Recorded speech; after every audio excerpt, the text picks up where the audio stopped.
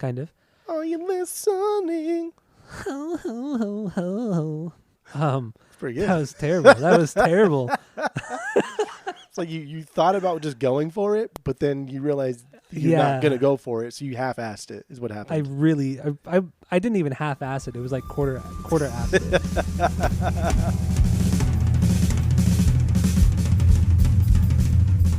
Welcome back to Asinine Radio, a weekly podcast where we talk about music, and, well, that's pretty much it. So, let's go!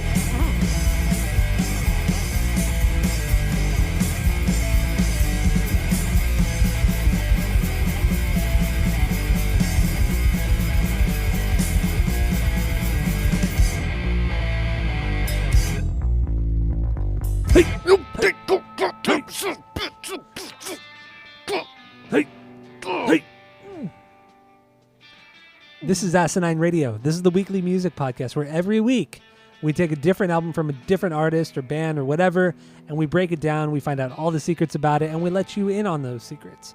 We try to have a good time doing this. I don't know. While you're listening, go to Apple Podcasts, go to Spotify, give us 5 stars. All the social media is at Asinine Radio. We have a Discord server. If you want to join that, hit us up. We'll send you the link. And we have a phone number you can call. You can leave us a voicemail, shoot us a text. The phone number is 503-893-5307. So get into that. And if you didn't already know, my name is Tyler. And way out there, hundreds of miles away, is Jeff. So, with that being said, what are we doing today? We are doing B-sides from Pinkerton. I don't know how to put that. We're doing Pinkerton B-sides from the Weezers. With that, what's your origin story with the Weezers? Go. It had to have been from camp. I really don't know at this point. It's been so long. Like, it's been so long. And I remember counselors doing skits when, so like 87, 88, 90, 90, 1, 2, 3, 4. So yeah, like when Blue Album came out, they were doing skits on stage of the Sweater Song. They were doing like the, hey man, like you see the party after the show, but it was like, hey man, like you going to the campfire tonight or the dance tonight? Like, let me just goofy shit you do at camp. And I remember them playing the guitar and doing that stuff. And then, I don't know, like that's like earliest memory I have. But I didn't really start listening to Weezer well enough to really comprehend what's going on until the Green Era. Green Era for sure is when I liked Weezer, because I liked Blue stuff, like they were poppy and it was fine, it was catchy, but I didn't really pay too much attention to it.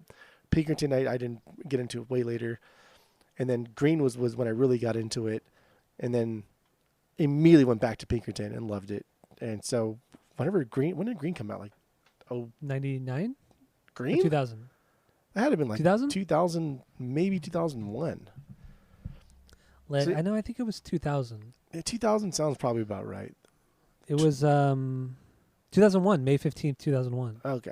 So yeah, so like basically like right before high school is when I got into Weezer like religiously, and then all through high school, Pinkerton was just, I was just enamored. I could not get enough of Pinkerton all through high school, and fucking just to this day. Like, Pinkerton is not just, like, my favorite album of all time. Honestly, I think Pinkerton is, like, the best thing that humans have ever created musically. I really do. Straight up. It is the peak of musical existence on Earth. It does not get better. And not only does it not get better, but, like, how it transformed into Pinkerton, all those steps, like step A all the way to step Q, R, P, those are all equally as great, which we'll talk about. These B-sides, they're fucking fantastic. Songs from the Black Hole, fantastic. All these ideas that are just oozing from Rivers at this time is just, the creativity knew no limits. It just, they knew no limits. And I mean, he's just a very emotional guy, and I think after Pinkerton flopped and people made fun of him, I think that he... With the exception of Everything Will Be All Right in the End, he has never achieved anything close to Pinkerton. Fair. In any capacity. Fair.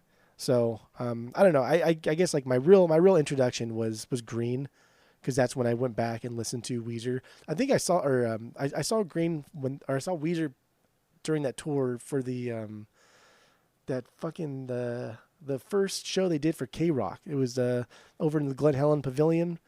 Oh, you saw him that early on? God, what was it called? Inland Invasion. Yeah, the K-Rock Inland Invasion. Inland Invasion, yeah. It was super early. And I was like, oh, dude, this is the band that sings like Hashpipe. Super dope. I love it. I love this guys. And seeing them live, and like that whole show was amazing. That was when festival was really fun and cheap. Yeah, and the lineups were solid, and yeah, amazing stuff. So yeah, Green really is your origin. Yeah, I listened to him beforehand, but Green is when like the light switch turned on. Yeah, I get that. I get that. All right, so my origin story, really, I think I probably heard Buddy Holly here and there, but never paid attention to it. Just didn't care. But the moment that really kind of made me realize like Weezer was a band and I actually liked it was Hashpipe, and it was the world premiere of the music video on TRL that really I realized, oh wow, this band's really good. I've never heard of them, and it was that stupid fucking video. The sumo wrestling video. Those hands. Like I love the hands. I know. And I remember thinking it was something I never heard because it was very heavy, and I was very into nu metal music and punk music at the time, or the little bit of it I was very into, and hearing something that crunchy and heavy was so cool, but then hearing like the falsetto vocals just totally threw me off, and it was just so unique. And it still is a very unique and different song. But that was my origin story with Weezer. But then after that, I liked Island in the Sun, but I never got Green. Maladroit came out. I loved Dope Nose. I recorded that music video on a VHS tape. I would watch Dope Nose and also Keep Fishing all the time because the videos are so cool. And then, yeah, I never listened to a full Weezer record until I would have to say Make Believe came out. I think Make Believe was the first Weezer record. Blue. No, I can take it back. Blue was the first one I ever heard in its entirety. And then it was a long time before I even listened to Pinkerton. Much like you, it took me a long time to listen to that particular record. But once I did, I was instantly hooked. But yeah, that's kind of my origin story. I just wasn't that into Weezer early on. It took a while. Definitely took a while for me to get into it, but I love them now.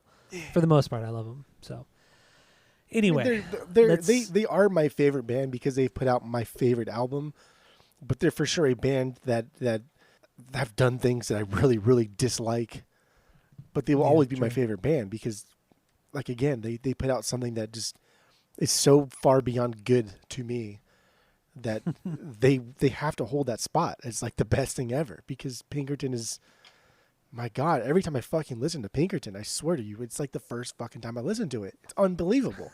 I can't get enough of it. I really cannot get enough of it. I get it. I totally get it. It's shockingly good. Shockingly good. I will say the first time that you and I ever saw Weezer together, which was the first time I ever saw them, was in San Diego at the sports arena. And we saw them. No, not the sports arena. It was at the college. The Fuser and they tour. opened. Yeah, they opened up for Foo Fighters. That was the first time I had ever seen them. That was a really cool show. Yeah, that was when Rivers ran from us.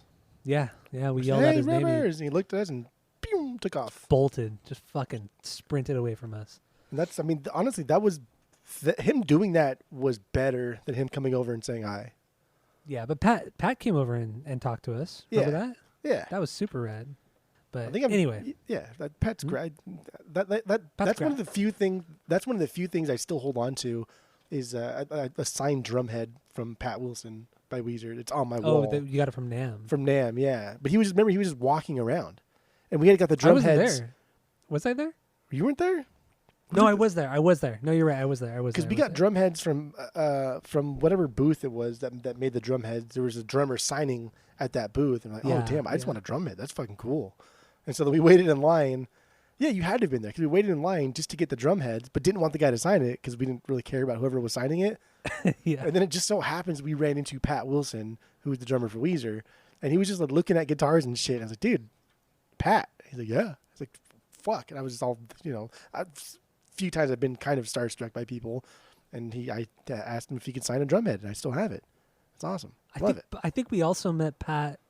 I think we met him at a booth as well. Because I think we have pictures of you and I with Pat Wilson, but it's at a booth. He was, I think he was at the booth also with Scott at the same time.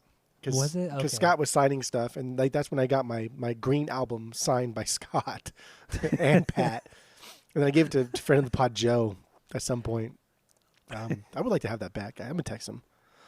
But yeah, that's like Scott's so cool, man. Like he signs an album that he wasn't even on. Like that's just very humble. And obviously he's the worst member of the band because he's the newest member, even though he's been there longer than anybody else. Than any other. Any other bass player, I should say. Yeah. But yeah, I don't know what your question was. I had no question. Actually, you just brought that up, but I get so excited. We're doing Pinkerton, man, kinda. Well, kind of. I mean, we already did Pinkerton, the actual album itself. So anybody listening now, you can go listen to that episode. It was a really great episode we did. It was a lot of fun. Yeah. But yeah, we're just doing the B-sides, 10 B-sides really, from Pinkerton. And we already did play I just threw out The Love of My Dreams. And so let's just get into that. What do we have on this one? Where does this sit for you? Because I assume we have no stinkers, right? No, I don't have any stinkers for these B-sides. Not all these B-sides are created the same or are hold the same value. Some of these I think are okay. They're fine.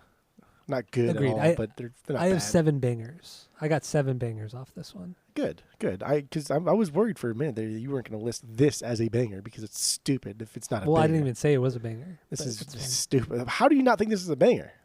I didn't say it wasn't a banger. I just didn't say anything yet. It's just okay. So this what So what B is this for you? No, what B is this for you? Obviously, this is a B. This is my 1B. Okay. Oh, you're so stupid. How can it not be? How can it not be the best song out of these B-sides? Walk into traffic sometime. That's what I want you to do.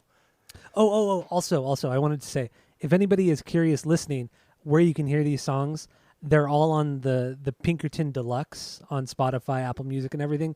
But if you want a more concise playlist, I made a playlist on Spotify and YouTube, which I have put in the description of this particular episode. So you can just click those links, and it'll go to your Spotify or YouTube playlist, and it'll play these specific songs. So there you go. Made it easy. Made it a lot easier for everybody. The links are there in the description of this episode. So go do that. So now, back to I just threw out The Love of My Dreams. Where does this sit for you? So like just on these rankings, this would be like my 2B, I guess. Stupid. No, it's not stupid. That's fact. That's how it should be. This was a B-side to Good Life, The Good Life. So good. And on Rivers, just for whatever it's worth, on Rivers like handwritten notes, it was originally titled Love of My Dreams instead of I just threw out The Love of My Dreams. It's Love of My Dreams. So it kind of gives it a little more context, a little more deeper context, specific context, I guess. But it features Rachel Hayden on vocals, and I know her. She was in a band. She has a band, but I know her as a touring member of the Rentals. She was in like a bunch of rental stuff. Her and her sister did a lot of stuff with the Rentals, so that's how I know her. Mostly for her sister, but then she toured with the Rentals, so that's how I know her. But well, even the Rentals, from what I was reading in 2006, when she was touring with the Rentals, they would play this song all the time. Well, you have to, which is really cool. Yeah, it's fucking rad. But her sister, 10 years after, her sister, I mean, is Petra Hayden. Yeah, something like that. Yeah, Petra Hayden.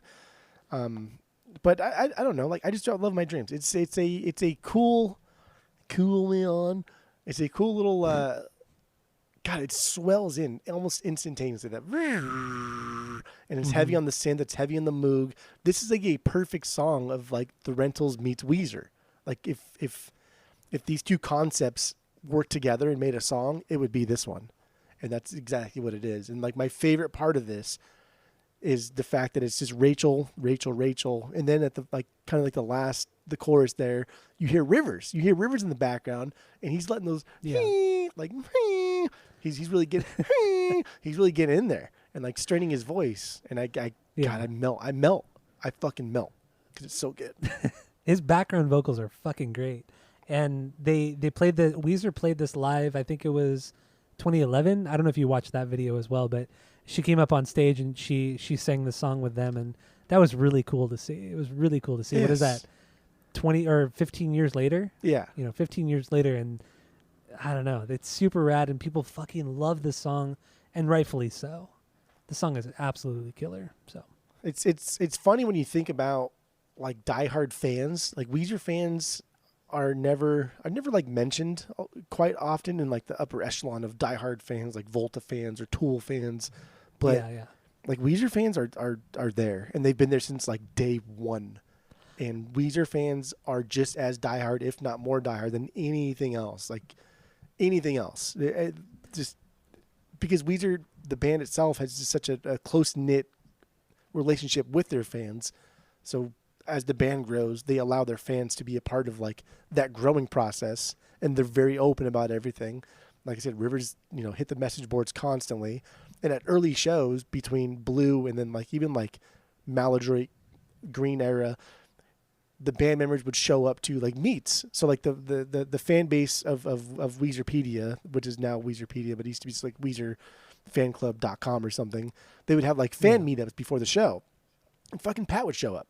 He would just like hang out and like they go to In and Out, and or like Brian would show up, or Carl, who's like essentially the fifth member of Weezer, or like even like Rivers would do it the least amount because he was the most shy, but he would still show up. They hey, we're meeting at fucking Chili's before the show. Fucking Rivers is there. Like they would show up and hang out, and sit at the table and eat lunch with them, and then go play the show that night. Like this is a band that as they grew, they allowed their fans to be part of that growing process, which is just, it's unheard of. It does not happen. It does not exist. Yeah. Nobody does this. And I don't think there's any other popular band or big commercially popular band that does that with their fans ever. Even in the beginning, you never hear bands doing stuff like this. And sure, not when they blow up overnight like Weezer did. Yeah. With Blue. And kind of bringing it back to like, the Weezer fans are never talked about. I think one of the reasons is because they're not douchebags. They're not gatekeeping the band. They're not pretentious jerk-offs like Tool fans. And a lot of Mars Volta fans are the same way. They're fucking gatekeeping assholes, and it's obnoxious as fuck. I mean, I love the Mars Volta, obviously, and I'm in all the forums and all that shit, and I do all that stuff, but some of these people in these groups are fucking dumb. Dumbass motherfuckers. Yeah. Tool fans are the same, but yeah, Weezer, it's just like, much like the band, they're just kind of there. They don't make waves. They just kind of go with the flow. They don't want to be seen nor heard. They're just kind of there. Yeah.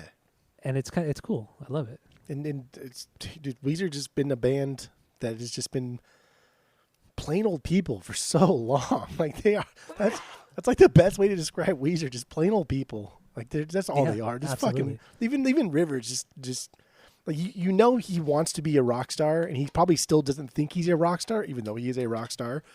But he's still just plain old people. Fucking plain old people.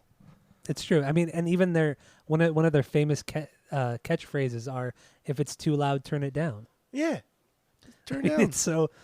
It's so vanilla. It's so I love it. It's so endearing. God, Weezer's just they're so great. They were so great. They're still great. I should say. They're still great. Yeah. All the little they still put out some pretty solid stuff. All their secret shows they did under like Goat Punishment, where they play like at the Roxy. Oh, that was so cool. And they fucking as Goat Punishment or any of the other names that they put under, and sold tickets for $5, and 1,000 people showed up because word gets out quick on the message boards. Yeah. God damn. What was the Nirvana thing that they did? The Nirvana, they were like they did a Nirvana cover thing. Yeah, that was as a Goat Punishment. It Goat Punishment? Okay. They did half Nirvana songs and half Oasis songs. Oh god, which sucks. The Oasis part, yeah. But dude, they killed. Yeah, they fucking killed Nirvana songs. They slay Nirvana songs. So good. Ooh, I'm getting chills. I'm putting my arm up as if you could see me, but you can't. So that's fine. No, I can't. That's your fault. Even though we have cameras, we could literally be doing this podcast. Literally. But literally be doing this online. That's the best impression that I have. Terrible. Never gets better. Queen's English. Never gets better. Queen's English. Never no, gets it's better. never. Yeah, I just wish we could. I wish we could do our accents like that one girl we found on TikTok. Oh god, that was so funny. Yeah, Pizza maybe we'll post that Paca. on the socials. She so Rachel Hayden also supposedly did her part in like one take, right? Shows up like late at night at the studio, fucking bangs it out, she's done. And then she also claims that she was never paid for the song. Mm-hmm. Which for one, like, this is a B-side, you're coming in here, I don't know how much you should get paid anyway. And it's not True. like this song is making a lot of money because it's a B-side, and it's not like it was widely released on anything except for a deluxe version of Pinkerton. But it seems weird they didn't pay her because Rivers is very like by the book type of guy. I agree. Like, I thought that was weird. I would have thought they would have paid her like $500 or $1,000. You know, I for sure dude went to Harvard. that, like, come yeah. on, like he probably printed up. He was probably printing up like a 100-page thing that covers all of his bases. Any possible scenario. I know. Like, the legality of it just seems like a giant oversight. Yeah, Like, huge oversight weird. It's bizarre. to not pay her, considering how popular this song is. But then it's also cool to see, like, she claims she wasn't paid, but it's cool that she goes and performs this song with the band in 2011, 15 years later. That's rad. Like, there's no hard feelings. It's just something that she said when a lot of people would be butthurt about it and bitch about it and sue the band. I So, feel like there's that. so like structurally going back to the song. I feel like when it first Yeah, comes in, was I'm so tall. I feel like that it's rang out a little bit. Like the drums come in, Pat comes in, the boom, and it's like I'm so tall, and then it goes into the song. So there's a little bit of a brief like extension of her voice just kind of like ringing out a little bit, and then we go into the Yeah. song. And the song's super easy. Like the drum beat's super easy. It's slow. It's very deliberate.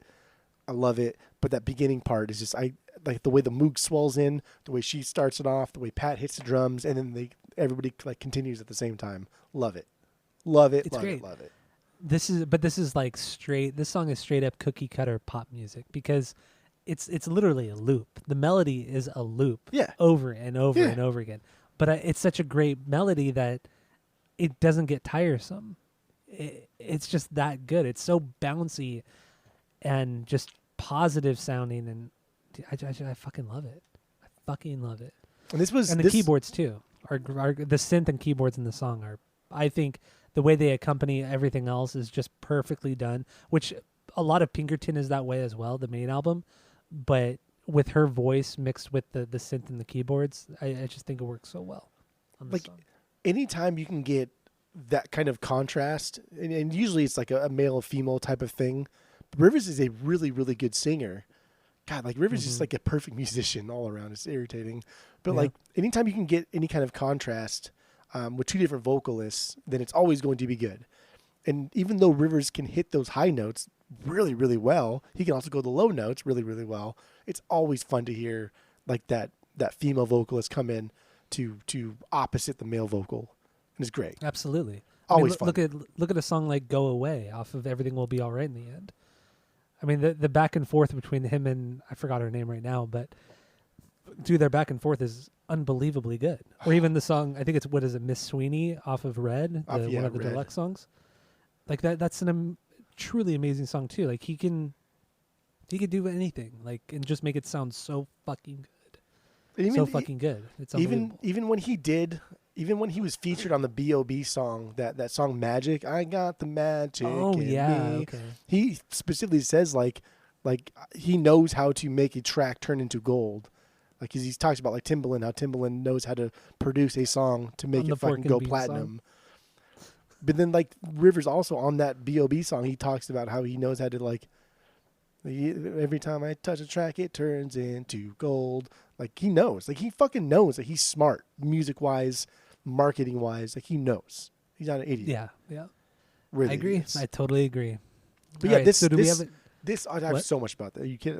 Half of my notes aren't even done yet. I'm about this just one song.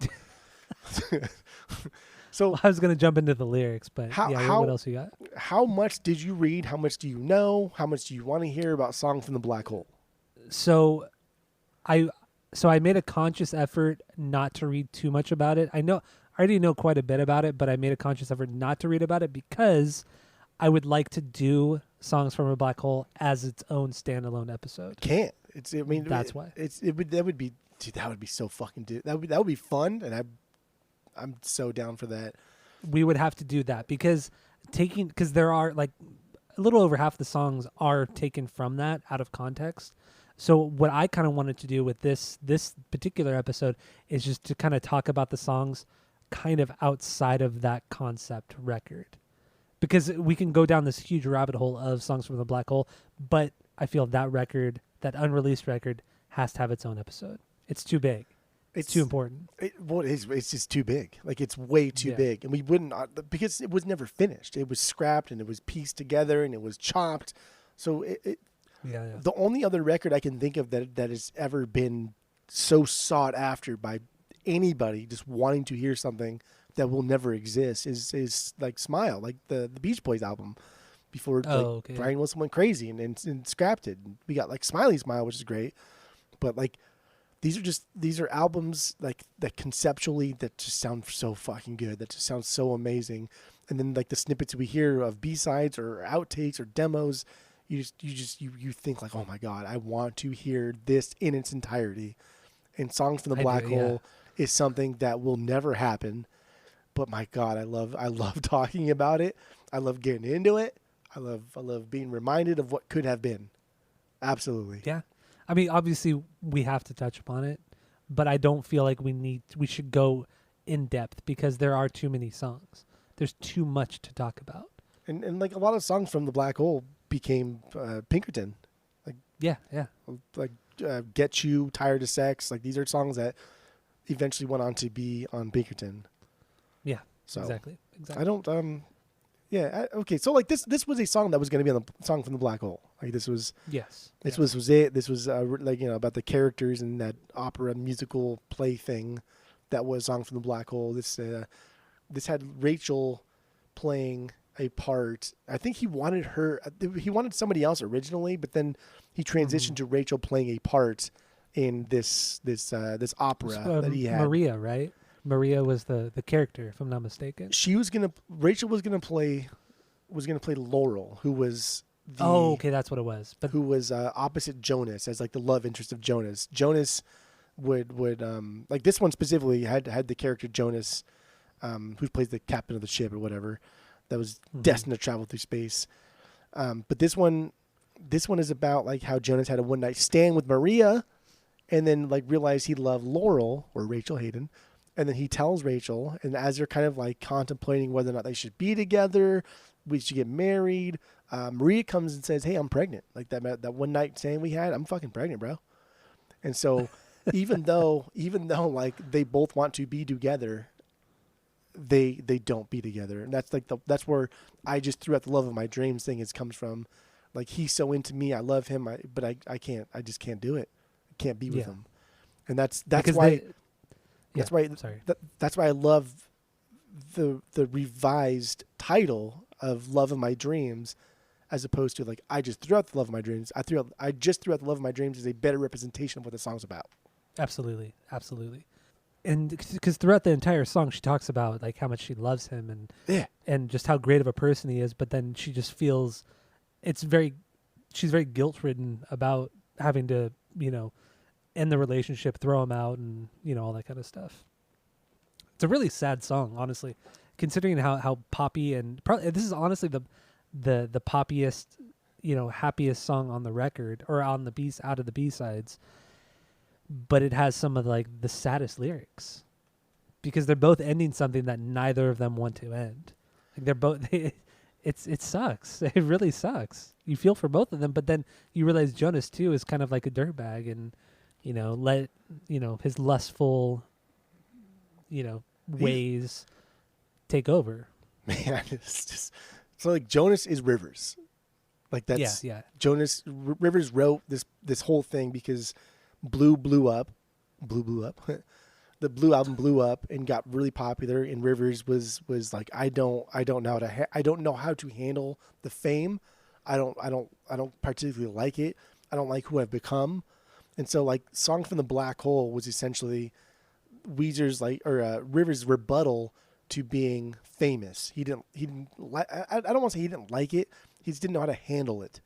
And so he kind of like felt that he was not being himself. He was a different person. So he wrote songs from Black Hole, and then eventually became Pinkerton because he discovered that Madame Butterfly, that Puccini opera thing, and whole different like 180 there. But like Jonas is just a whole nother thing. Jonas is Rivers, and it's like Songs from the Black Hole is about like Jonas like spearheading a spaceship and going off into space and Star Trekking himself out there and exploring things. And that was like Rivers starting a new chapter in his life and doing things that he's super scared of doing, but fuck it, like I'm gonna do it anyway because it sounds fun.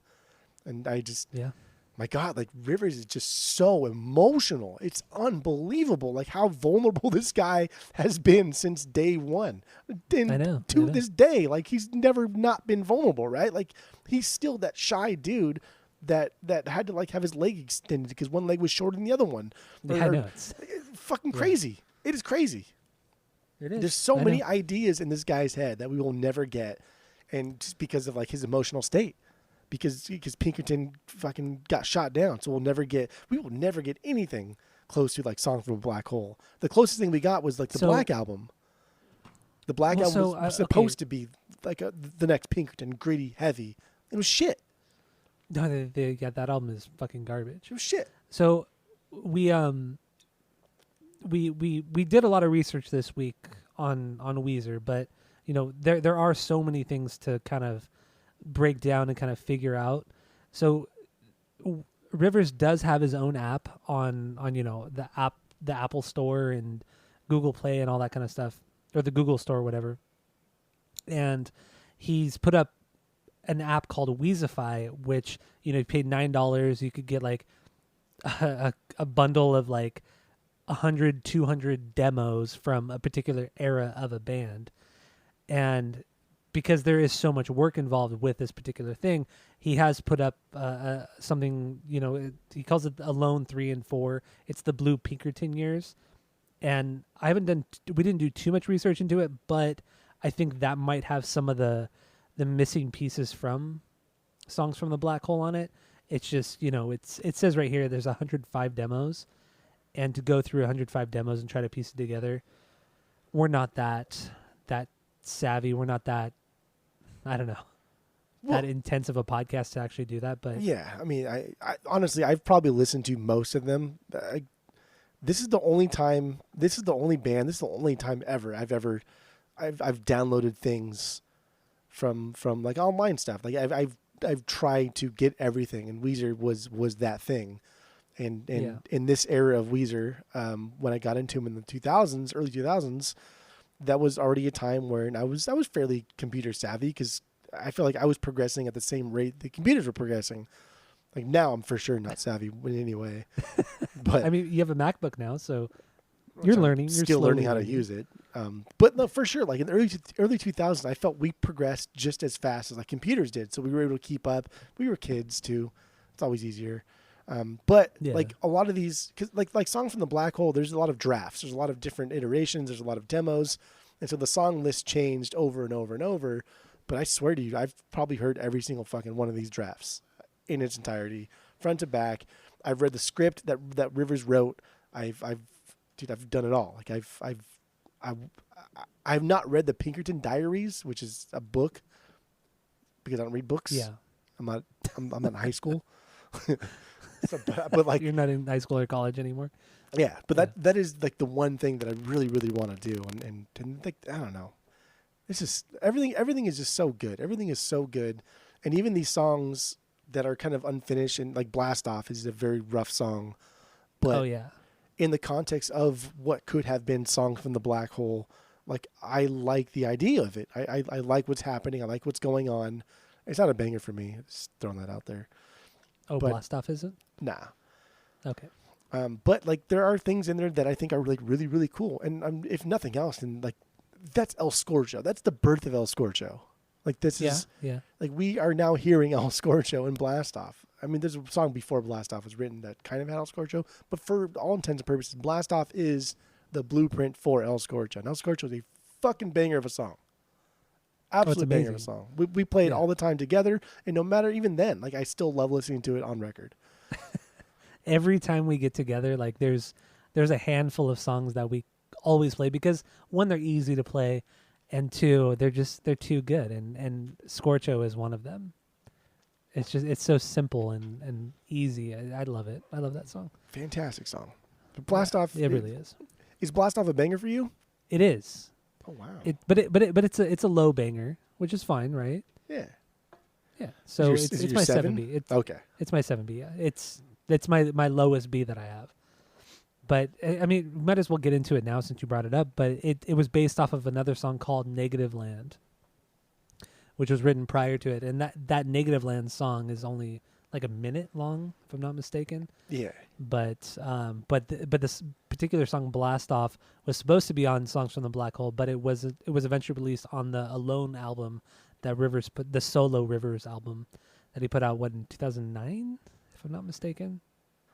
But anyway, sorry, we're kind of jumping around, but should we wrap it up with the other song? I'm gonna jump around constantly, but those Alone sessions only existed well after, like the Weezer boards were just posting constantly. So like all of these songs that are now on the Alone sessions was just like a way to kind of like categorize songs from different eras by Rivers or by whoever like was calling those, probably Carl Koch.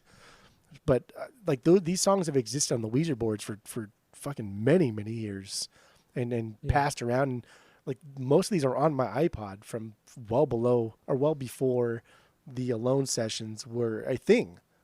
Because that was an afterthought. That was like, hey, we can capitalize on this in some way, so let's put him on an album and sell it. Yeah, so it's his music for sure. Absolutely, I love it. But for sure, these have been floating around the message boards for many years prior to this.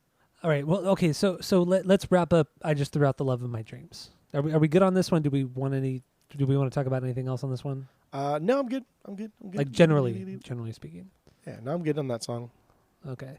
So let's touch upon Blast Off, even though I know it's not a banger for you, but let's just kind of get it over with. So, like I said, this was supposed to be on Black Hole. This is one of the few songs on the record on this particular, not the record. When I say the record, I just mean the B-sides from Pinkerton. Let's just say that. It's one of the few songs where Rivers plays all the instruments, and kind of the story behind this one I thought was kind of interesting. Weezer were on tour in Europe, more specifically in Germany, and Matt Sharp had to go home back to the U.S. for some family emergency, and Rivers and Carl, they ended up going to taking the subway to some random studio every day for the week, and one of the songs that came from those sessions was Blast Off. Outside of that, I mean, it's a cool song. I don't know. It's very slow and deliberate. It's fucking weird. It's a B-side, but it's nothing. It's nothing like anything Weezer's ever done ever, because no. It's just stupid. It's just dumb. It doesn't make any sense. Well, they use like weird effects, like what's it called, like a vocoder. Yeah. How do you pronounce that? Is it a vocoder? Yeah. They use like weird spacey kind of effects and synths and everything like that. And then the last like maybe 30, 35 or 30 seconds of the song is just like this all these different vocals hitting you, just at different times and saying different things, and it's just like this very kind of stereo effect to kind of round out the song. And that's the only part of the song that isn't just Rivers. So it's Matt and Brian doing kind of the backup vocals at the very end of the song. I guess throwing the song in the context of the songs from the Black Hole, it makes more sense. But as a standalone, it shouldn't have really been. I don't know.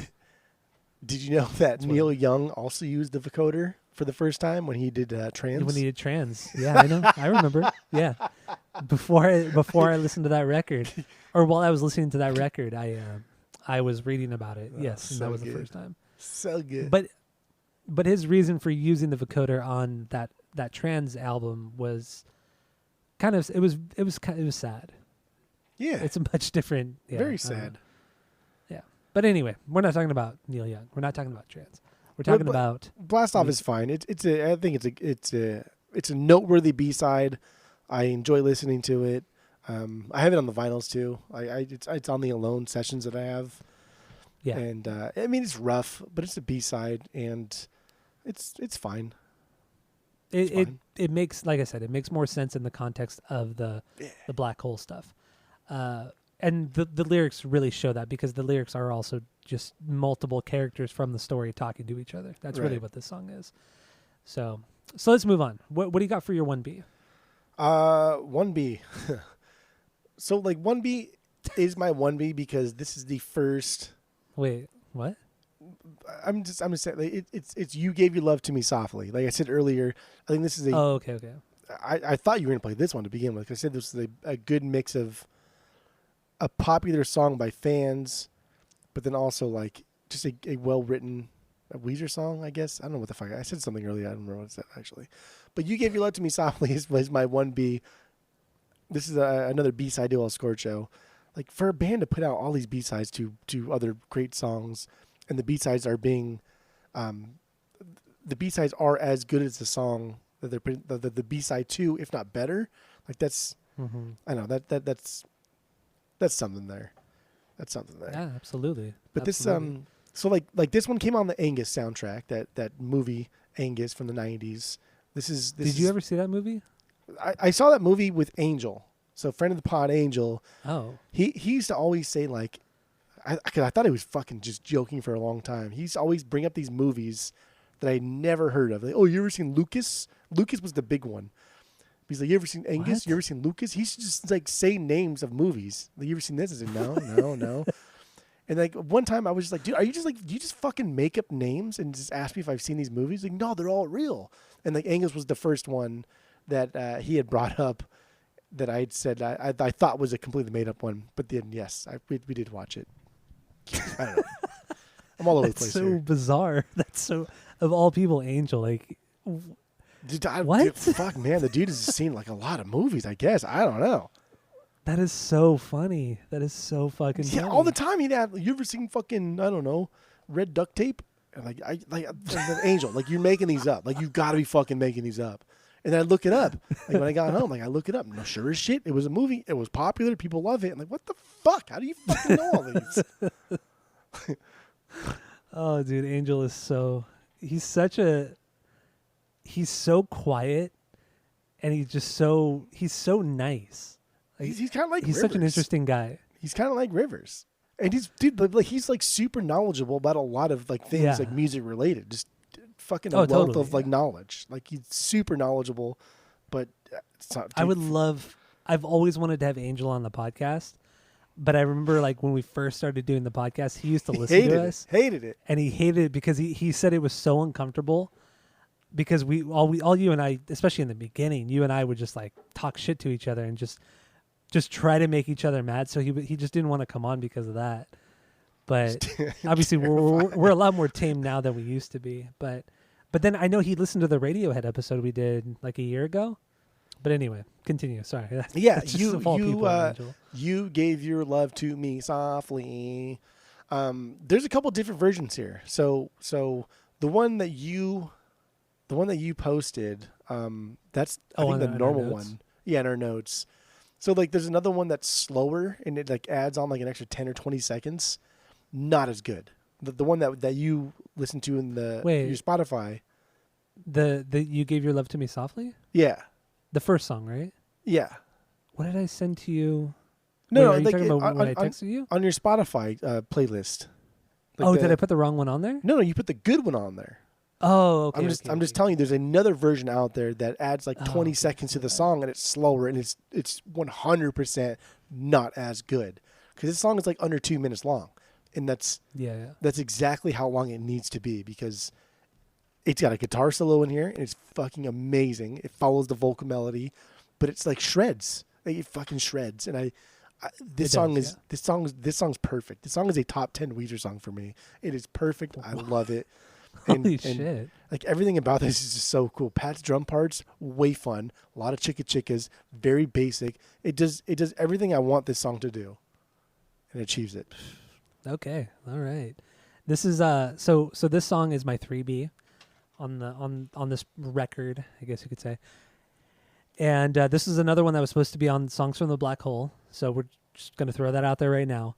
I definitely want to play the song, which I'm going to do in a moment. But before I play it, I want to mention, maybe, I guess you have, because you didn't mention it yet, but the melody on this is very, very similar. I mean, extremely similar to Surf Wax America. Do you know what I mean? There's a complaint for sure that some of these B-sides are similar to other songs, and like this one is kind of blatantly, I mean, just kind of a rip off of his own song. No way. Like it's not. No. It's still great though, and I still really like the song, but that melody is so similar to "You Take Your Car to Work." It's just that opening part of the chorus. It's very similar. So I'm going to play a little bit of "You Gave Your Love to Me Softly" from the Weezer. So here we go. "You Gave Your Love to Me Softly" from Weezer. There you go. Where it's at. But really, it's Surf Wax. I mean, that melody is. It's the one part. But it's, and that's it. But it's also like, he repeats himself a lot in this particular song. That's it. So you hear it a lot. You gave your. That's it. The three. But it's so fucking, obvious. The three notes. 3 important notes. 3 very important notes. 3 notes. So the song I just played is it was recorded. It was recorded 2 different times, or several times, I guess, and the one you're hearing is not the same one that was on the Angus soundtrack that we were talking about earlier. That particular version, you have to like pay for it. It's not on any streaming sites. It's like not on YouTube. I guess they're very strict with copyrights for that version, so you can't even find it on YouTube. You have to actually buy it off of iTunes or Amazon Music. It's really fucking stupid. So I just didn't do that. I didn't listen to the other version. That's fine. But yeah. Anyway, yeah. This is a killer fucking song. The only big differences in the songs is its length. The longer it is, the worse it gets, because it's a good song at like the BPMs that it's at now. If you slow it down, it's not as good. There's another song that we'll talk about later on that has 2 different versions of it, and that I don't like one of them, and this is one of them. I know exactly what song you're talking about because it's like drastically different. Night and day. it's like night and day is the perfect example of that. I will say though, on this particular song, I really like some of the guitar parts. That after he sings the Surf Wax part, the guitar part that goes, wait, how does it go? It's just like, yeah, it's just those two notes that ascending. I guess it's ascending, right? I think it's just like back and forth. You know what I'm talking about. Yeah, you know what I'm talking about. Yeah. But I just think that it's such a simple thing that he does, but it adds so much character to this particular song, and I love it. And also the drum tone. Pat's drumming on this, technically, yeah, it's a little bit more complex than some of the stuff on Pinkerton and Blue, but it's the tone. His drum tone is so raw sounding, and it's fucking rad. And the la la la's at the end, forget about it. La la la. So he sounds so like sarcastic too when he does it sometimes. La la la. Yeah. I also didn't know. It's fucking great. Like I've sang this song for years. Like I know the lyrics, I know the words, I fucking sing it all the time. But like when he says "Still your Bijan lingers on and on and on," I've never put any thought into it until this week. And like Bijan, that's a guy that made like fucking cologne. The perfume, cologne. Do you know who this guy? Have you heard of this guy before? No, I never heard of him. I was just reading about it, and he was saying River said like he likes to smell like old women's perfume on young women or something like that. Yeah, something kind of creepy like that. But like this guy is not just a I don't know, a perfume dude. Like dude's like one of the richest guys that has ever lived. Like it was so highly influential, and he was so. He was like beyond stuck up. Like he had a place on Rodeo in Bev Hills, as people that listen to Weezer would know Bev Hills. But he had a place on like Rodeo that was only open by appointment. And like when people ask him, like, why do you do that? He says, I don't know, because I fucking can. That's it. Like, this guy's awesome. So obnoxious. Like it's obnoxious though. It's super obnoxious. And then he would make like gold plated like bulletproof vests after after Reagan tried to get assassinated, or he didn't try to get assassinated. Somebody tried to assassinate Somebody tried Reagan.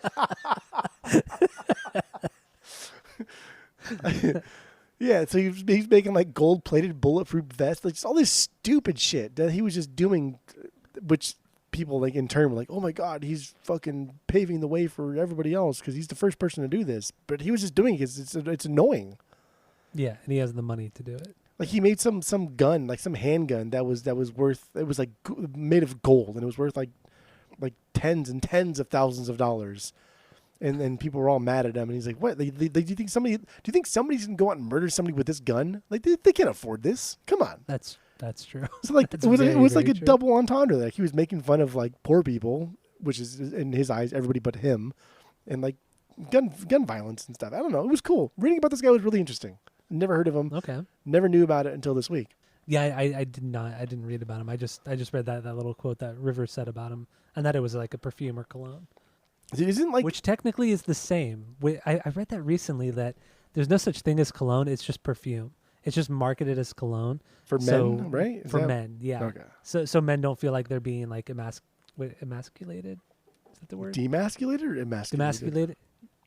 I don't. Whatever. Is there? It's just a marketing term. Cologne is just a marketing thing, but it's all just perfume. I never thought about that until recently. Until I read that. I guess it's all deodorant, right? Yeah, technically. Kind of the same thing there, in the same ballpark. It's a fragrance. Yeah. I don't know. It doesn't clean you. It just makes you smell. Yeah, I fucking hate cologne and perfume. I bought one bottle of cologne my entire life. I didn't even buy it. Taylor bought it for me. But that was Do you still have it? no. You still have it? No, it was. I remember what it was called. It was called Burberry. It was either called Burberry by London or it was called London by Burberry. I don't remember. It was probably London by Burberry because Burberry is a really big company, like a really expensive company. I remember she spent like a decent amount of money on it. But it's like, dude, it gives me allergies. Like it fucking fucks me up. Can't do it. Fucks up my sinuses. I can't. I had to buy I use like women's deodorant, like the Secret, the one, the blue thing, Oh yeah, no, it's great deodorant. because it smells, but it's such a subtle smell that only you can smell as you're applying it. Because I honestly, like my allergies, I cannot take smells that well. I just can't. Fucks me up. I've only had one bottle of cologne, and I still have it. I probably got it. Tammy got it for me like maybe 9 years ago. There's still stuff And in it. There's it's like a little less than half full. I still use it. I still use it sometimes. It smells nice. I like the smell of it. Yeah, And they she's like, smell you gotta great. wear it. You should wear it more. You should wear it more. It Like, fucking okay, stinks. but I don't go like places where I need to wear it that often, or that I should wear it that often. So it's like, yeah, that's why I've had it for 8 or 9 years. Because I'm not a fancy person. Whatever. It's about smells, man. Like I got a really sensitive nose, and Son used to wear cologne all the time. And so when he first started living with us, like every time he went to work, I would be upstairs at the condo, and I could smell him. I'd be like, dude, are you going? Like, do you work today? Yeah, I can fucking smell you from upstairs, bro. Like if I'm eating my food, the last thing I want to smell is somebody's like cologne on them. So he stopped me like using the cologne because he's a server. Like you don't want to eat your food and smell cologne. That's gross. Yeah, true. I have a very sensitive nose. I've I don't know, like a bloodhound over here. So dumb. All right, let's move on. Let's move on from bodily smells. So lyrically, what do we have on this particular song? What are we doing right now? What did you say? We're doing "You Gave Your Love to Me Softly." Oh yeah. God, what are we even talking about? We're talking over about here? Bijan. Then you went off on, his rich ass tastes. But yeah, so what do we got lyrically on this one? I thought this was just kind of about like pining over somebody that you kind of had like a one night stand with, or that you just met once, or something happened to where you felt a connection at one point, but it probably wasn't reciprocated, that it was going to be like a long term thing, but now you think it's a long term thing. That's what I think this is about. I totally agree with you, and I think there are even moments in the song where it kind of sounds like he was with a prostitute. There are certain ways he says things that make me believe that. And another thing I realized this week, especially with these particular songs, the lyrics aren't that deep. They're really not. They're These are pretty surface B-sides. level, and it's pretty easy to interpret, which is nice. Made for an easier week, but They're fucking B-sides. I know. But even on Pinkerton, they're pretty face value. They're good, but they're pretty face value. Pinkerton's purposeful. It's because the music is matching the tone of the lyrics and everything's coming together to be a perfect album. So True. That's fine. Okay, so that was your 1B, right? That was my 1B. So what's your 2B then? My 2B was I Just Threw Out the Love of My Dreams. Oh my god. Okay, so then my 2B is You Won't Get With Me Tonight. Oh wow! Oh wow! Weird. This song's okay. so good. Why? It's because I think this song it's so like it's a lower B for me, but it's almost an okay song. It is. Okay. It's the song from the Black Hole song here. It's set up as a dialogue Yeah. between two characters, and it's weird. It's weird. It doesn't make a lot of sense because it's never been done the way Rivers had envisioned it. Therefore, it's I don't know, stupid. Like it really is. It's stupid. Gosh. So what I like about this one is, first of all, it's incredibly catchy. The melody in the chorus, I think, is fucking amazing. It's more of a faster, upbeat song, which I really like. The guitar is awesome. The drums are super loud in the mix. Also, during kind of the bridge of it or the solo part of it, the guitar and synth kind of, I don't want to say, they kind of like battle almost. It's really cool. There's kind of a lot going on in this particular song. I think it's fucking good. And on this particular version, Rivers plays all the instruments on the song. So except for there was a version that they recorded with the full band, and it wasn't nearly as good. Not at all. Okay. But it was fine. In that particular version, Rivers and Matt, they share the vocals, rather than in this version, it's Rivers doing the entire thing. So I can't believe this is not higher for you. It's ridiculous. It's almost not a real song, honestly. It's I know, but it's lyrically, almost yeah, not a it's real not. song because Lyrically, I understand that, but the song like, itself is fucking solid. It is really popular with like the Weezer Yeds because this is And I'm a Weezer Yed more than you. This is kind of like the only time like Rivers just doesn't swear that often. It's very, very rare. And this is the only time where the swear word is put on display. Like the first line, like who you calling bitch, like that, it's on display. It's out there. It's hanging. Yeah. And so it's like that's a bad word, and especially in this time, we're just not swearing at this point. So it is popular among fans, like, among the Yeds, because of that one aspect. But it's, I don't know. It's fine. It's fine. I like it. I like it because of the who you calling bitch too. I like singing along to it. Let's listen to what they say. So I do get that, you know, there's no like chorus or nothing, but there is a chorus melody that kind of like comes into play throughout the song. I think that's fucking super catchy. It's love that. It's incredibly catchy. I know, it's super good. But it's a B-side, so therefore it doesn't stay around long enough. It doesn't hit hard enough. And that's no fault to the song. It's just because it was unfinished and they never really worked on it that much. It could have been so much better. But it's also like a 3.5 minute song. Yeah. It's fairly long for an unfinished song. But there's a lot of fluff. There's a lot of fluff in this too. I wouldn't say, I really don't agree with you on that. I don't think there's a lot. There's a lot of good shit on this. Let's play a little bit of it. Here it is. You Won't Get With Me Tonight from Weezer. There you go. There's a little bit of You Won't Get With Me Tonight from Weezer.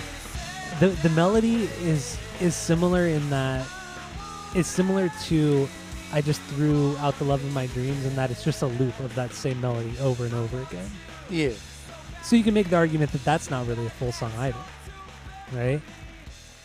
With what you said. Yeah, of course I can. But that's a great song though. It is a great song, and this is a great song too. It's a stronger melody than this one for sure.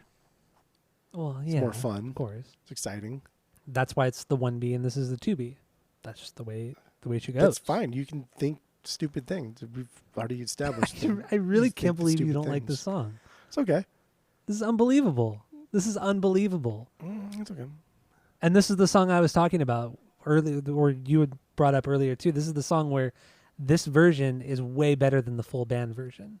Oh, Yeah, then This is the song I was talking about. I don't care either way. Anyway, so let's move on. Okay. What's your 3B? Long time sunshine, baby. Really? That's not even a B for me. Time because you try way too hard. That's why it's happening here.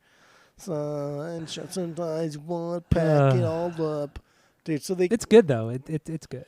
God damn, this song is better than good. This is Pinkerton era great. Okay. Okay. Okay. There's so much here. Like this is completely entwined into songs from the Black Hole, and like the original use for this song was for Jonas, the character, to essentially sacrifice himself to save his crew. There was an exploding star, and they needed to get everybody off the star planet, where the fuck it was, and Jonas was going to essentially leave himself behind so everybody else could escape, and like the play was going to end with Jonas staying behind, stranded, like on his deathbed, watching the ship sail away and his crew fly away into space while singing "Long Time Sunshine." Like, are you crazy? How do you not? Are you dumb? How many dumb pills you take today? What? The only thing better than this, and this was supposed to be like the fucking ender to Pinkerton until Butterfly was made. And Yeah. My God. Like, So do you think this could have been thrown on to Pinkerton? No, because it wouldn't fit on the context either, of Pinkerton. But if this is your ender, and you think, okay, we're let's end Pinkerton with "Long Time Sunshine," and you come into the studio and you say, I think I got something better. I'm like, what are you talking about? You have something better. This is perfect. And then he drops Butterfly and it's better. And disgusting. Butterfly's so good. Disgusting That's human. so fucking good. Irritating. And this is, God, dude, Long Time Sunshine is such a fucking banger. It's such a banger. Everything about this song is amazing. He wrote it. The character Rivers or the Jonas.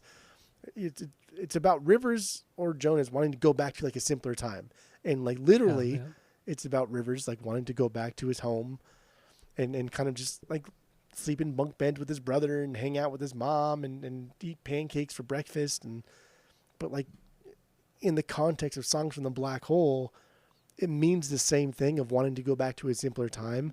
But now you're actually on your deathbed.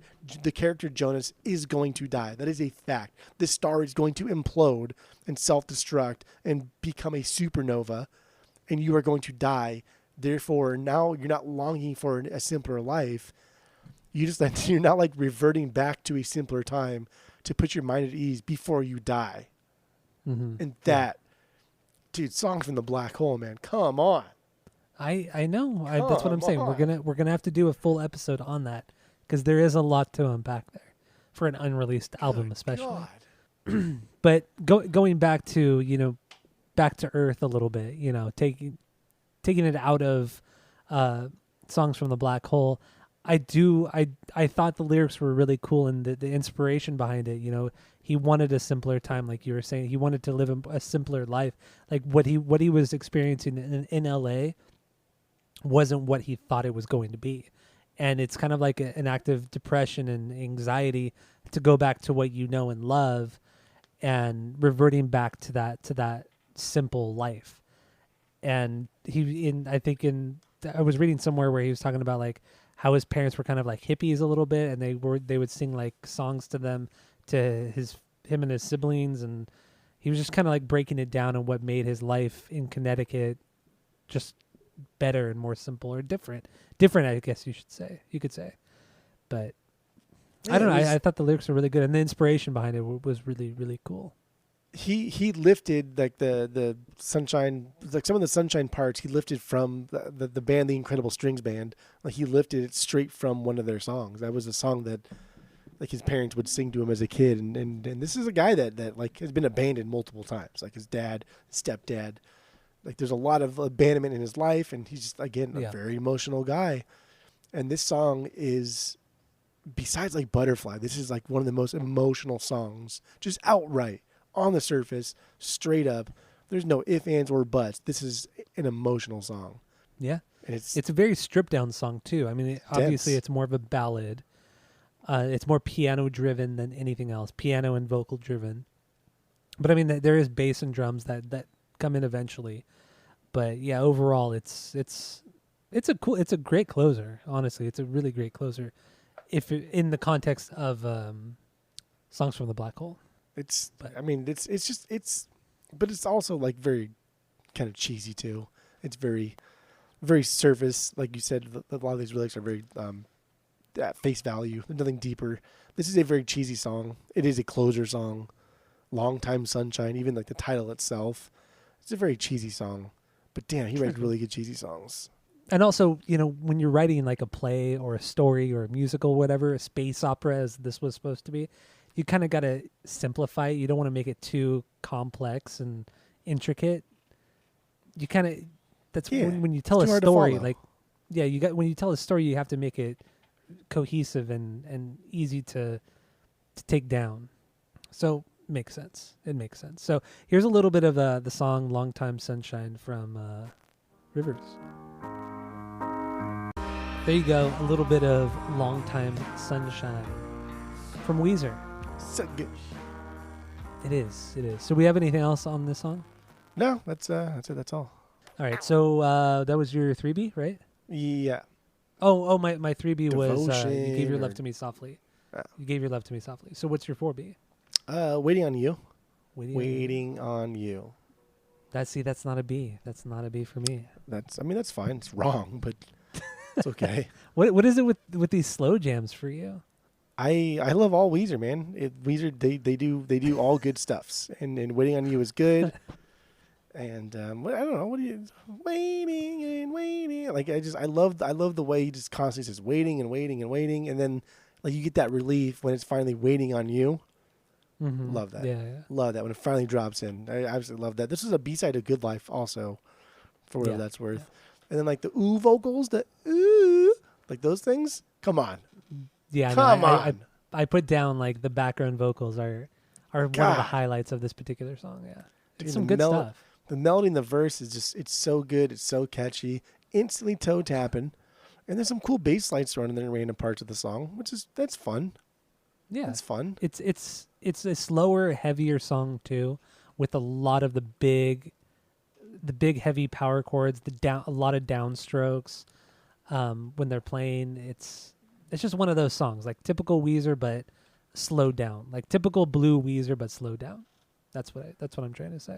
Yeah, because Pinkerton doesn't really have a lot of that dun dun dun dun dun dun dun dun, just the kind of monotone downstrokes of the guitar.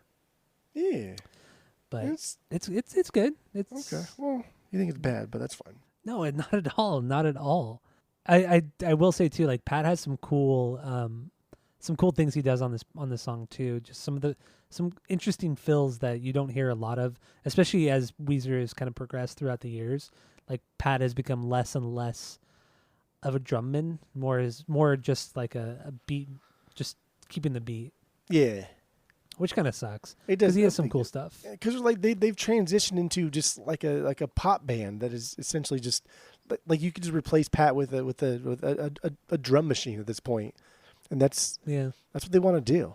Except for Van Weezer. Yeah. Van Weezer's pretty dope, but yeah, Van Weezer's fucking sick. Besides that, but like, dude, this song, like that waiting and waiting part is just. It's one of my favorite parts of this album, or this B-side album that we're doing.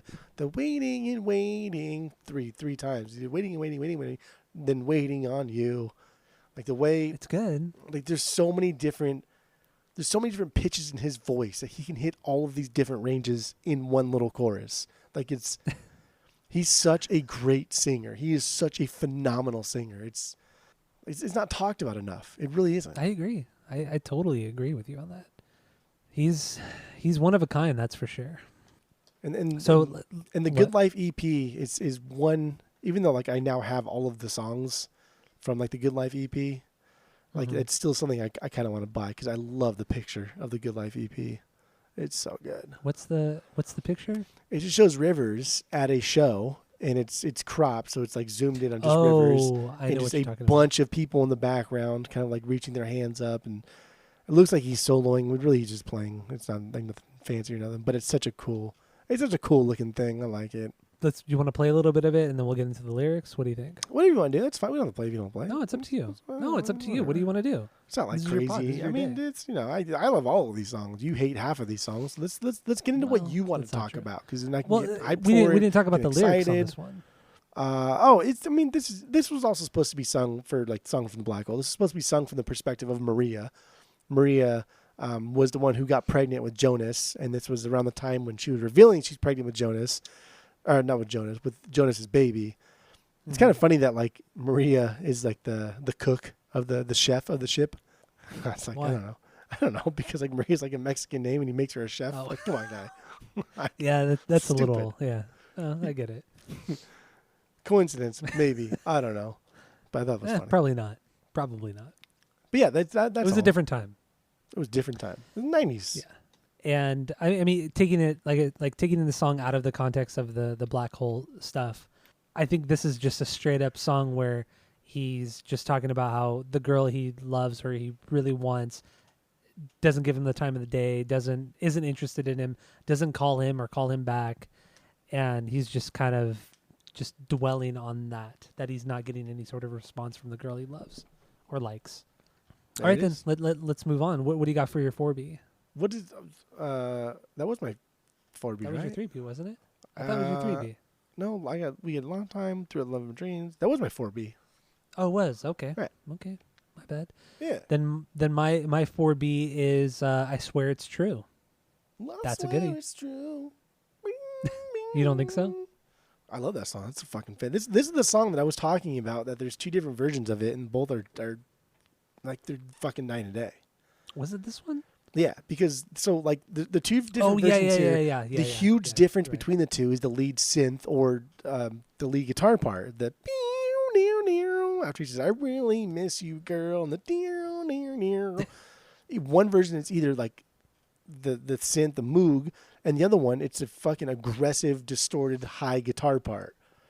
And it just like the guitar part just adds so much more like depth to the song because it's much whinier. It's way more aggressive than the keyboards, and it's better. It's exponentially better. But I think on the deluxe version that we have vinyl wise, it's the synth version. The original version too. I think I like this version better. I like the Pinkerton deluxe version better than the original. The original's good, but it's a lot crunchier and raw sounding than this one. And normally I would like that more, but I don't know. There's something about this version I prefer. And this version of the song actually does not have Matt Sharp playing bass on it. There's a guy named Scott Riebling who played bass on this song, and I think one or two other songs from these B-sides. Not that you can really notice or tell the difference. It's just a little side note here. Yeah. Also, the demo that you're referring to was originally recorded in 1993, but was cut from Blue because it just didn't fit that record, which makes perfect sense. But then was also cut from Pinkerton, and now we have it on this deluxe version. But Blue era, Matt Sharp plays bass. Pinkerton era, that's true, Scott dude, because they were going to do a pink triangle, like 7-inch that had two B-sides as the what B-side. was the other one? Getting What Up was and the other Leaving was the other one. And so they redid it with Scott playing bass on all three of them, also in Pink Triangle too. Who is he? Do you know? I didn't have a chance to look it up. No, I don't think he's anybody super, I don't know, noteworthy. Is I he guess. just like he's probably like some session guy? He had a band that they liked and they played shows together with and stuff. But I never heard of the band. I don't know. Never listened to them. One thing I wanted to mention, I don't know, because you haven't brought it up yet, and I'm surprised you haven't. But What talk about? The big heavy guitars, really the riff itself, is straight up CKY. Straight up something CKY would have done. On this song? On this song. Oh, 100%. Like the first time he plays the riff, I thought CKY. Like that was immediately the thing that came to my mind. Was that fucking bad? Yeah, it's so heavy and it kind of has that kind of that da-na-na-na. It's just that it just kind of like driving along that dun dun dun dun.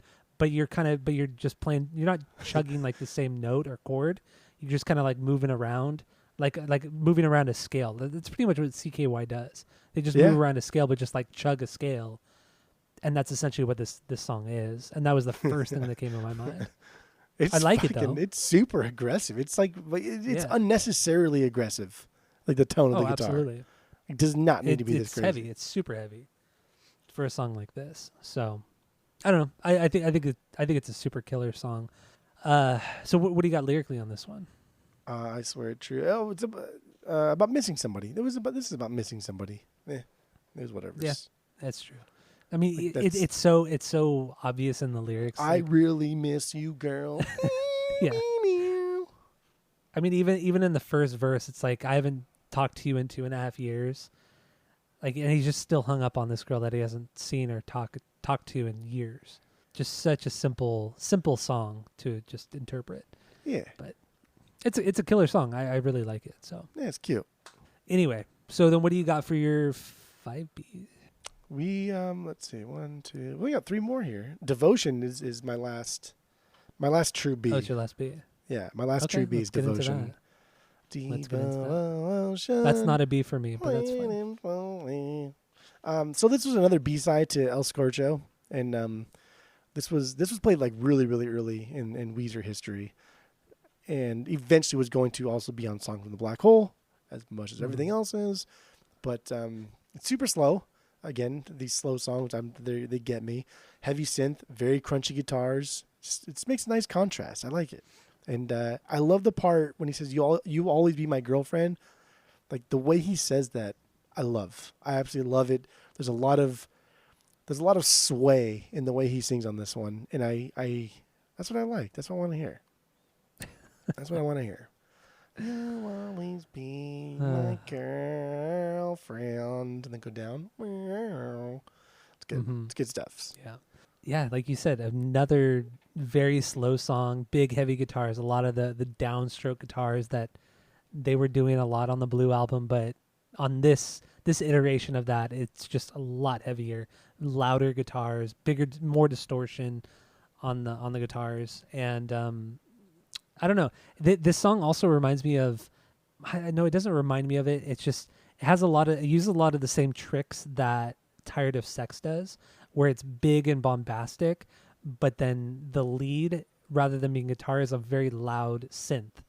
And that's what this is. This is what this song does for me. It just has that super loud synth like Tired of Sex does. Yeah, but I can see that for sure. It's great though, and this is also a B-side to El Scorcho as well. So kind of what I was reading, it seems like El Scorcho had a lot of pressings as a single, with a lot of B-sides on the singles, right? Yeah. Or am I crazy? No, there was it was El Scorcho and The Good Life, and then Pink Triangle they tried to, but like El Scorcho for sure was like the first. That was the big one. It was the first single since like Say It Ain't So. Yeah, and it was the only video they made from Pinkerton, if I'm not mistaken. They didn't make anything for Good Life. Yeah, they made a video for Good Life. Did they? Yeah. It's oh, you're right. I remember now. It's just like a forgetable, I don't know, weird shot thing. It's not very iconic or nothing. Well, so neither is El Scorcho. Yeah, to be fair, yeah. that's also nothing going on with that one. What a forgotten era of this band. Like seriously, like no big singles, no big videos. I know. Nothing sad. from this record. It's fucking sad. It's crazy. When Buddy Holly was huge, like, and Undone was not only song wise but video wise. Those two videos were huge. They were so unique. Say It Ain't So like took that stripped down version of a video and just made it so cool. And then this Nothing. Green album comes along. Then you get, the 2 versions of Island in the Sun. You get the Hash Pipe. It's like, what happened with Pinkerton? Dude, like it's insane. Even the El Scorcho, there was 2 different cuts of the video. So like there's 2 completely different cuts of the video. And then going from Undone, like Rivers' haircut, like that weird like bowl cut thing he's got going on, never had that again. Yeah, like true, Pinkerton, he cut his hair to have like a straight cut thing to him. Like Rivers could play a banker in like a movie because he just looks like a fucking banker. That's what he looks like. He's a straight cut. Person. Huh? He's a plain old person. Yeah, he's a plain old person. He's plain old people. Like he could play a banker, and it's just like Pinkerton is just even though it's talked about constantly and people pretend to love it, it's still forgotten. It really is truly still forgotten, because True. Yeah.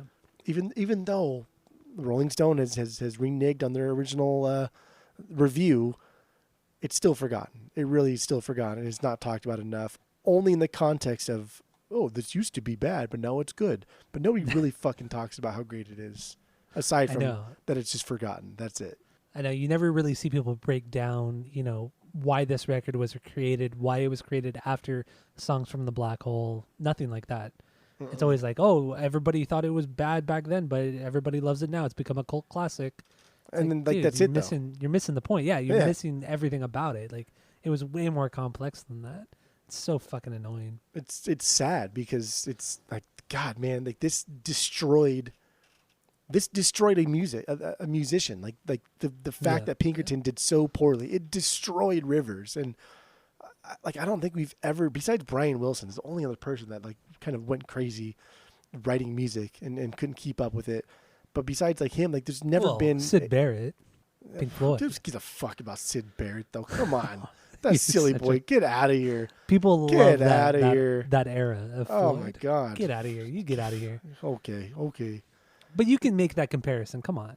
Yeah, I guess just a musician. It's a fair comparison. Get out of here. It's stupid. You're just hatred for someone. You're the only person that like thinks like their first two albums are like gospel or something. They're dumb, forgettable. Oy. I think Piper is a great album. Saucer, Move on. It's good. Oh, Fuck out of here. boring, So stupid. boring tuna. All right, continue. That's it. No, that's all you Continue got. the joke. Devotion's great, man. It is lyrically, to me, that this is kind of showing that he's in a relationship with a girl. He's just an absolute asshole to her, and she's always there for him, but he's still unsure if he wants her as a girlfriend. And in the end, he's just leading her on. He's just a plain fucking asshole in this song. Yeah, lyrically, man. it's like sad. there's a couple of like really, really, really good lyrics here though. He says, "You'll always be my girlfriend, and I'll always be your friend." Be your friend. The way he phrases both things, "You'll always be my girlfriend," meaning like, I have you exactly where I want you. At any moment, if I want us to be boyfriend girlfriend, it's gonna happen. And then he says, "I'll always be your friend." That's like immediately pushing her away. It's such great writing. Like that is phenomenal writing. Such a dick move. Catalina wine mixer. All right, so are we good with Devotion? Yeah. Do we want to play it? No, that's fine. We only got two left. We're just gonna be Getting Up and Leaving and Tragic Girl. That's it. We're done. Yeah, huh. We're calling it. So Tragic Girl, that is... Fucking 5.5 minute song. It's Tragic Girl a banger for you? Oh, yeah. Sorry. Tragic Girl's my 6B, and Getting Up and Leaving is my 5B. Wow. Wow. Yeah, I know.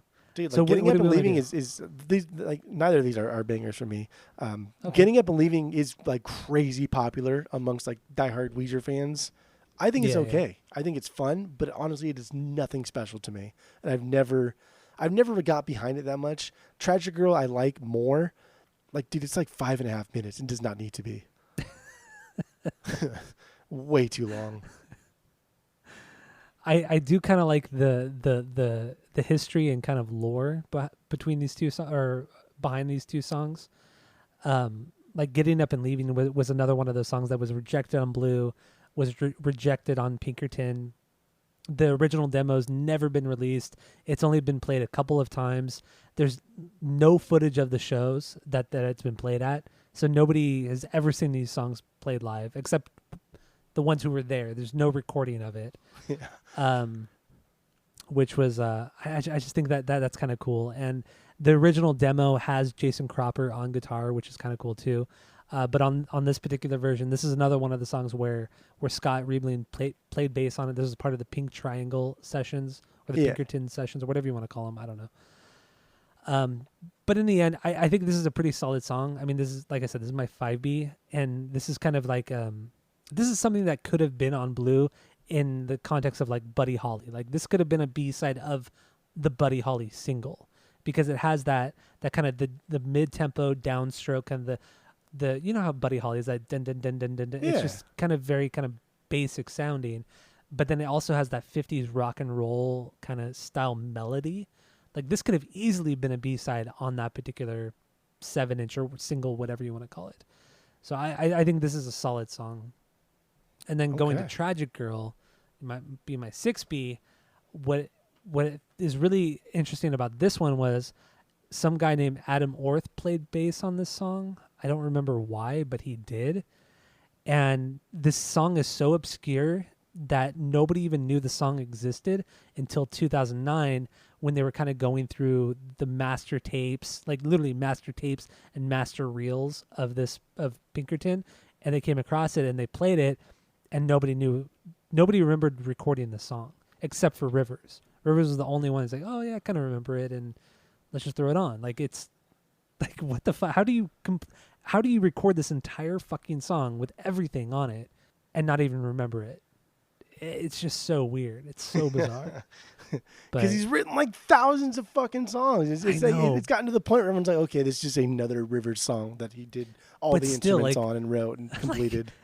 You literally record all the instrument tracks to tape, mind you, not just like to Pro Tools or Logic.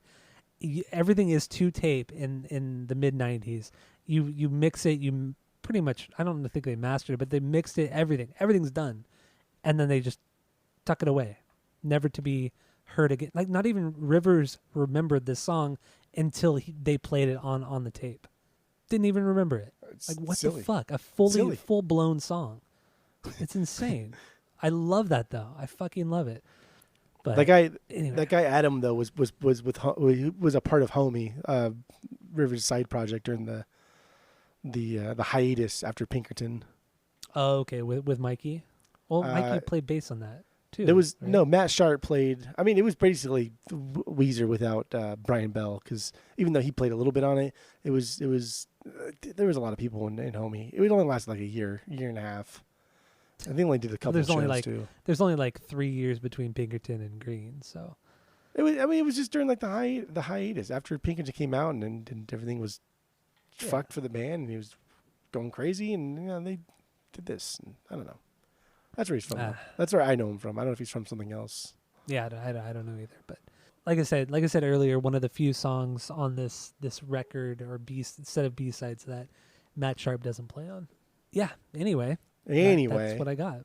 That's what I got on those two songs. Unless you have anything else to add, I just thought that the story and lore behind these two songs was really cool. This is a band. Like, dude, Rivers has just written so many songs, and like the way he writes songs now. And I mentioned it a couple weeks ago, but like, if he has a melody in his mind and he thinks, okay, I need a chorus here, or this is a good chorus, but I need verses. The way he is like.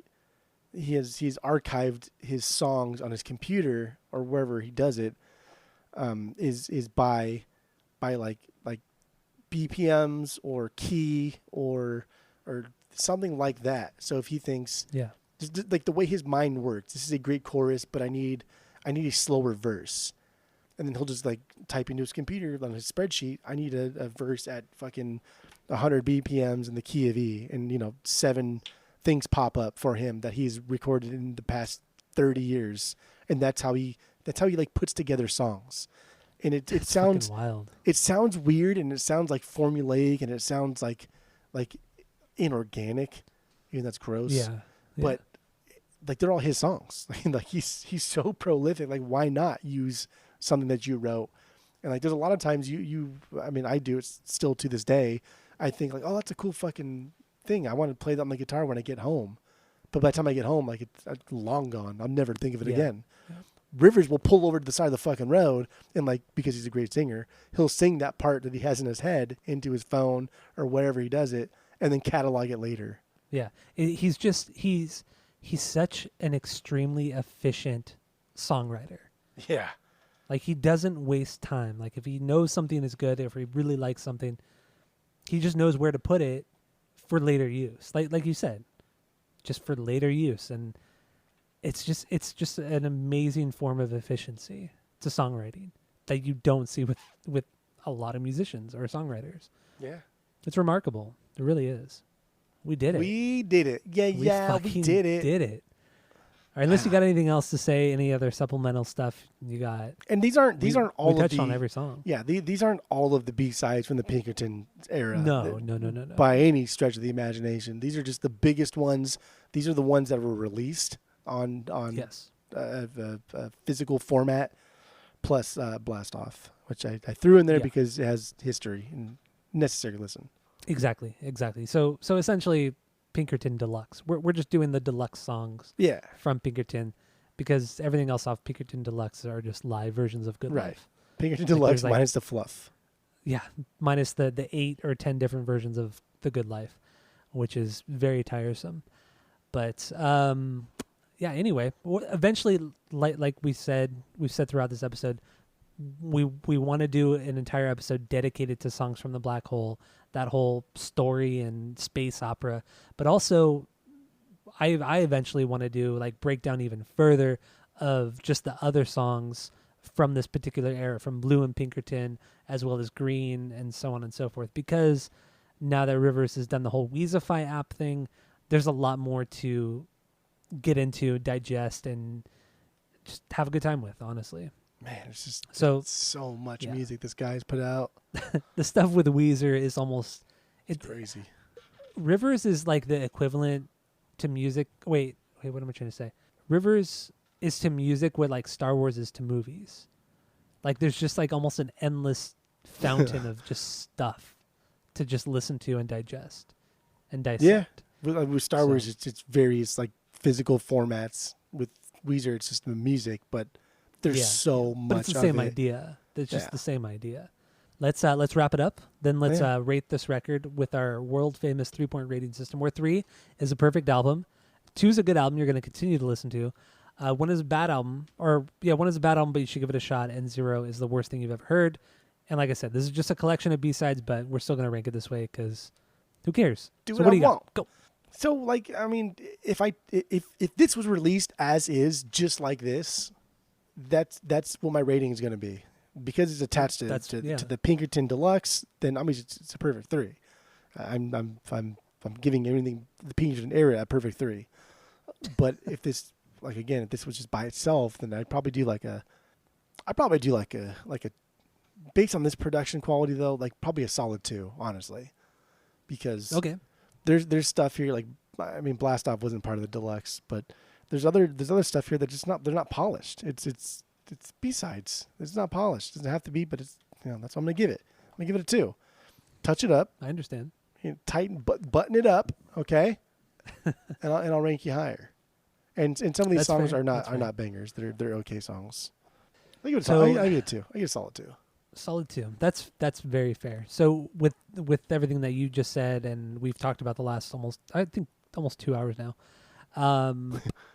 there's a lot of really good songs, a lot of really great ideas. Yes, it's fragmented because they are B-sides, and that's fine. I'm just kind of basing this off of the songs themselves, not really the fact that they weren't mixed and mastered how they should have been. As kind of a cohesive album, because this is just a playlist of the B-sides. I'm gonna have to give this a 2.25 because the songs they're fucking there, man. They are really fucking solid. Yeah, a couple of them aren't fully hashed out, but what you have there is just still so good. It's so fucking good. So yeah, a 2.25 for me on this one. I think it's really fucking solid. Okay. But we got anything else? That's it. That's all. All right. Well, thank you all for listening to the podcast. You know the drill. Keep listening. Tell your friends and family. Give us 5 stars. And that's it. That's all.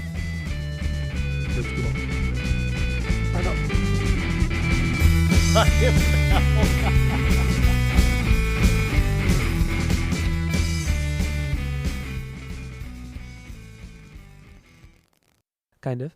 Are you listening? Ho, ho, ho, ho, ho. Pretty good. That was terrible. That was terrible. It's like you thought about just going for it, but then you realized you're not going to go for it, so you half-assed it, is what happened.